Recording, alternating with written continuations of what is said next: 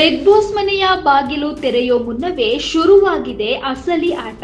Big boss ಮನೆಗೆ entry ಕೊಡಬೇಕು ಅನ್ನೋ ಕನಸು ಹೊತ್ತು ಬಂದಿರೋ ಕಾಮನ್ ಪೀಪಲ್ಸ್ಗೆ ಇದು ಬರೀ ಟಾಸ್ಕ್ ಅಲ್ಲ, ಇದು ಅಕ್ಷರಶಃ ಅಗ್ನಿ ಪರೀಕ್ಷೆ. ಬಿಗ್ ಬಾಸ್ ಮನೆಯೊಳಗೆ ಕಾಲಿಡೋ ಆ 3 ಮಂದಿ ಯಾರು ಅನ್ನೋದನ್ನ ಫೈನಲ್ ಮಾಡೋದಕ್ಕೂ ಮುನ್ನವೇ ಆ ಮೂವರನ್ನು ಸ್ಟ್ರಾಂಗ್ ಕಂಟೆಸ್ಟೆಂಟ್ ಗಳಾಗಿ ರೂಪಿಸೋ ಕಸರತ್ತು ಜೋರಾಗಿದೆ. ಮಾತಿನ ಆಟ ಮುಗೀತು, ಮೈಂಡ್ ಗೇಮ್ ಮುಗೀತು, ಈಗ ಶುರುವಾಗಿದೆ ದೇಹದ ಶಕ್ತಿ ಪರೀಕ್ಷೆ. ಹೌದು, ಸ್ಪರ್ಧಿಗಳ ಮುಂದೆ ಇದೀಗ ಫಿಸಿಕಲ್ ಟಾಸ್ಕ್ ಗಳ ಸವಾಲು.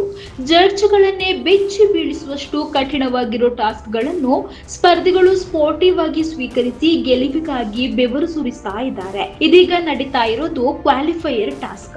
ಬಿಗ್ ಬಾಸ್ ಮನೆಯ ಕನಸು ಹೊತ್ತು ಇಲ್ಲಿವರೆಗೆ ಬಂದಿರುವ ಸ್ಪರ್ಧಿಗಳಿಗೆ ಈ ಸುತ್ತಿನ ಗೆಲುವು ತುಂಬಾನೇ ಮುಖ್ಯ.